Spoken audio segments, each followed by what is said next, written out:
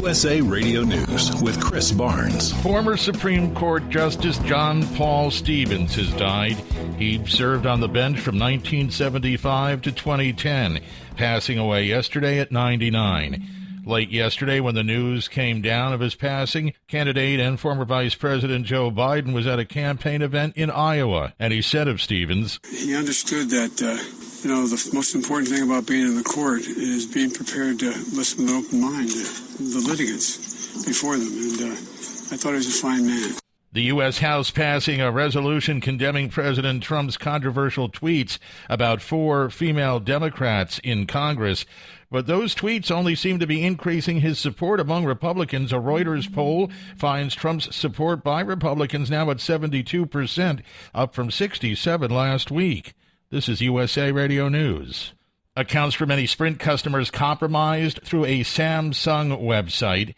Are reports that Sprint sent letters to affected customers telling them about it after it was discovered last month. Sprint confirming the breach to tech website Gizmodo, saying credit card and Social Security numbers were not compromised as they're encrypted. President Trump suggesting to reporters yesterday the latest round of trade talks with China isn't going so well, and he may impose more tariffs. We have a long way to go as far as tariffs with China is concerned if we want. We have another $325 billion that we can put a tariff on if we want.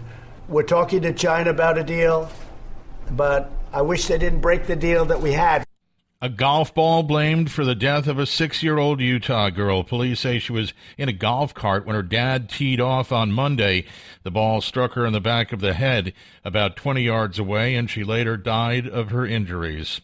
You're listening to USA Radio News. Police in Washington arresting 11 people for entering ICE headquarters in the nation's capital as protesters were in the streets yesterday rallying against ICE and recent raids on immigrant families. Officials arrested the protesters for unlawfully entering the building in downtown Washington. Californians worried after a series of earthquakes rumbled across the state. Within 13 minutes yesterday, there were 2 of them that shook the San Francisco Bay Area. Also, another quake reported near Ridgecrest, which is where the 2 major quakes opened cracks in the earth earlier this month.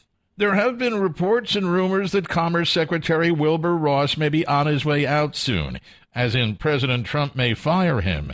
Ross says, well, I was in a trip with the president last Friday. We were in Milwaukee, was at the cabinet meeting, of course, yesterday.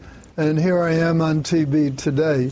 I think you ought to go by facts, not by rumors on some other network. Reports about Ross began after the Commerce Department was told by a judge it had not provided a proper justification for adding the citizenship question to the 2020 census that President Trump wants to see. And it's only July, but retailer Kohl's is already hiring seasonal help for the holidays, hoping it will fill an early wave of seasonal positions at 500 stores.